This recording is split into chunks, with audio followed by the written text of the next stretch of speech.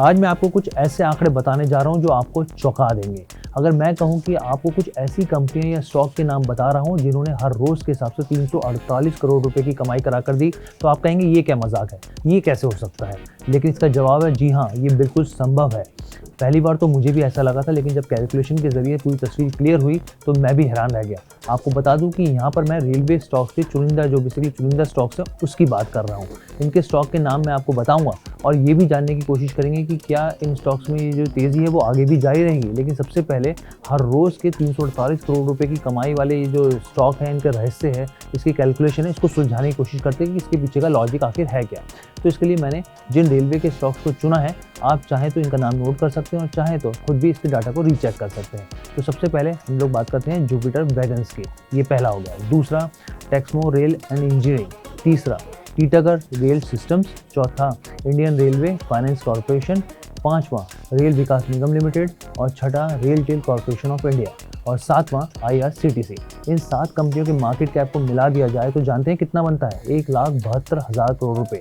अब इन सभी कंपनियों के जनवरी यानी कि इस साल की शुरुआत से रिटर्न को मिलाकर देखें तो इन 8 महीनों में इन्होंने करीब 94% का रिटर्न दिया, यानी एक तौर पे मोटे तौर पर देखें तो करीब 100% रिटर्न दिया है। इन 8 महीनों को अगर दिनों में कन्वर्ट करें तो ये 235 दिन बनते हैं और इस 1,72,000 करोड़ रुपए को अगर 235 से भाग किया जाए तो ये करीब 348 करोड़ रुपए हो जाएंगे। तो ये तो बात क्लियर हो गई कि अब कि आपको कि इसके 348 करोड़ का लॉजिक क्या है। अब हम समझने की कुछ और कोशिश करते हैं कि आखिर इसके पीछे का कुछ लॉजिक्स क्या है। तो अब अगर आप 94% के रिटर्न को घटा दिया जाएगा तो पिछले साल के हिसाब से अगर दिसंबर तक इन कंपनियों का मार्केट कैप देखें तो 90,000 करोड़ रुपए, 90,000 करोड़ था और आप सोचिए कितना हो गया, 1,72,000 करोड़ रुपए। तो इस हिसाब से आप खुद अंदाज़ा लगा सकते हैं कि कितनी तेज़ी से इन रेलवे स्टॉक के शेयर प्राइस में और मार्केट कैप में तेज़ी आई है। अब ऐसे में सवाल उठता है कि भाई रेलवे में ऐसे कौन से स्टॉक्स हैं कि जहाँ पर आगे भी तेज़ी जारी रह सकती है, और ऐसे 2 अहम ट्रिगर हैं जिसके बारे में आपको बताऊंगा, जिसमें भरपूर एक्शन देखने को आने वाले दिनों में रेलवे स्टॉक्स में मिल सकता है। तो और ऐसे में आपके पोर्टफोलियो में कौन से स्टॉक्स हैं जो आपको ऐड ऑन करने चाहिए रेलवे स्टॉक्स, इसके बारे में हम अपने एक्सपर्ट से बात करेंगे। तो सबसे पहले इन कंपनियों के रिटर्न को देख लेते हैं कि भाई ये रिटर्न कैसे दिया है। जनवरी से हम लोग ये डाटा ले रहे हैं, मैं आपको दोबारा बता देता हूँ। बेसिकली टीटागढ़ रेलवे सिस्टम्स की बात करें तो 194% का रिटर्न रहा है। जुपिटर वैगन्स की बात करें तो 183% का, टेक्समैको रेल एंड इंजीनियरिंग का 104% का return, rail Vikas Nigam limited का 84% का रिटर्न रहा है, इंडियन रेलवे फाइनेंस कॉरपोरेशन का 56% का रिटर्न रहा है, RailTel corporation of India का 31% का रिटर्न और आईआरसीटीसी का 1.5% का रिटर्न। तो सबसे पहले इसके बैकग्राउंड को समझने की कोशिश करते हैं कि आखिर रेलवे स्टॉक्स में तेजी क्यों आई है। सुनिए मार्केट एक्सपर्ट राघवेंद्र जी का क्या कहना है। रेलवे स्टॉक्स में अगर देखा जाए, जिस तरीके से गवर्नमेंट का प्लान है, जो इंफ्रास्ट्रक्चर पे जो गवर्नमेंट जो बूस्टअप कर रही है इंफ्रास्ट्रक्चर को आगे बढ़ाने के लिए, आप देखो मैक्सिमम सिटीज में मेट्रो का काम चालू है। बहुत सी ऐसे जो स्टेशन हैं जिनका इलेक्ट्रिफिकेशन हो रहा है। इंफ्रास्ट्रक्चर के मामले में जो सिंगल लाइन थी वो डबल लाइन की जा रही है। तो ये सब चीजें जो है गवर्नमेंट के प्लान ऑफ एक्शन में है और इस पे काम तेजी से हो रहा है। सो मुझे लग रहा है उसका एक एक जो इम्पैक्ट है कि ये सारी कंपनियां पिछले 3-4 महीनों में बहुत अच्छा रनअप दिया है और मुझे लग रहा है आने वाले टाइम में भी ये और अच्छा देंगी रनअप। अब ऐसे में 2 अहम ट्रिगर हैं। पहला कि सरकार जो है वो रेलवे के लिए पीएलआई स्कीम लेकर आ रही है और दूसरा प्रधानमंत्री नरेंद्र मोदी ने देश भर में 500 रेलवे स्टेशनों के नवीनीकरण का ऐलान किया है। तो ऐसे में रेलवे के किन स्टॉक्स पर इसका सीधा असर होगा, ये भी जान लेते हैं। देखिए, जो गवर्नमेंट ने अनाउंसमेंट किया है कि 500 और नए रेलवे स्टेशन का इलेक्ट्रिफिकेशन होगा, उसका आधुनिकरण होगा, तो मुझे लगता है इरकॉन जो है, इरकॉन ये इंफ्रास्ट्रक्चर में काम करती है कंपनी, रेलवे इंफ्रास्ट्रक्चर में। तो इनका काम है इलेक्ट्रिक सिग्नल बिठाना, रेलवे ब्रिज बनाना, इलेक्ट्रिफिकेशन करना स्टेशन का, और उसके बाद टेलीकम्युनिकेशन, वहां पे जो कम्युनिकेशन मोड ऑफ कम्युनिकेशन होता है उस पे। तो मुझे लगता है कि इरकॉन को सबसे बड़ा बेनिफिट होगा इन जो 500 नए स्टेशन है उनका।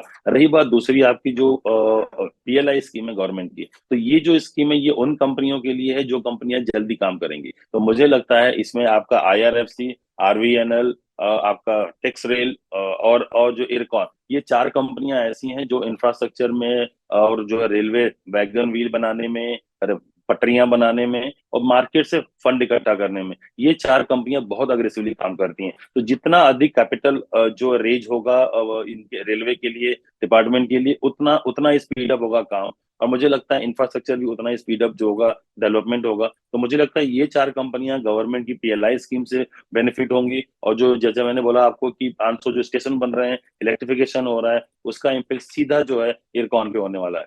सरकार लगातार अपने कैपेक्स को बढ़ा रही है, नई ट्रेन्स को इंट्रोड्यूस कर रही है, गुड्स ट्रांसपोर्ट पर फोकस कर रही है और ऐसे में देखना होगा कि आने वाले दिनों में स्टॉक्स में कैसी हरकत देखने को मिलती है। वहीं आपकी जेब से जुड़ा जवाब भी ले लेते हैं, जो आप जानना चाहते हैं कि रेलवे के इन स्टॉक्स में आखिर अगर आपको चुनना हो तो आप कहाँ खरीदारी कर सकते हैं आने वाले दिनों के हिसाब से, कौन से ऐसे स्टॉक्स हैं जो आप अपने पोर्टफोलियो में शामिल कर सकते हैं। सबसे जो बेस्ट स्टॉक है मुझे लग रहा है इंफ्रा में, जो जैसे मैंने बोला इरकॉन, इरकॉन बहुत अच्छा है। आईआरसीटीसी ने पिछले 1.5-2 सालों से अभी तक रैली नहीं दिया हुआ है, बट आईआरसीटीसी में अगर आप जाओगे तो थोड़ा सा उसमें अभी ऐसा चैनल बन रहा है जहाँ पे कि हम लोग देख रहे हैं डिसेंडिंग चैनल, मुझे लग रहा है वो अभी ब्रेकआउट होकर के थोड़ा सा मुझे लग रहा है ऊपर जाना चाहिए। अपार्ट फ्रॉम दैट अगर देखा जाए तो आईआरएफसी, इरकॉन, ये जो 3-4 स्टॉक है, टेक्स रेल जहाँ पे कि वैगन बनाना है तो गवर्नमेंट किसके पास जाएगी, टेक्स रेल के पास जाने वाली है, उनके पास होने वाला सारा मटेरियल। तो मुझे लग रहा है ये जो 3-4 स्टॉक्स हैं ये आने वाले टाइम में और अच्छा देंगे रिटर्न यहाँ से। अब ऐसे में सवाल उठता है कि भाई हम लोग साफ तौर पर देख रहे हैं कि रेलवे स्टॉक जबरदस्त भाग रहे हैं,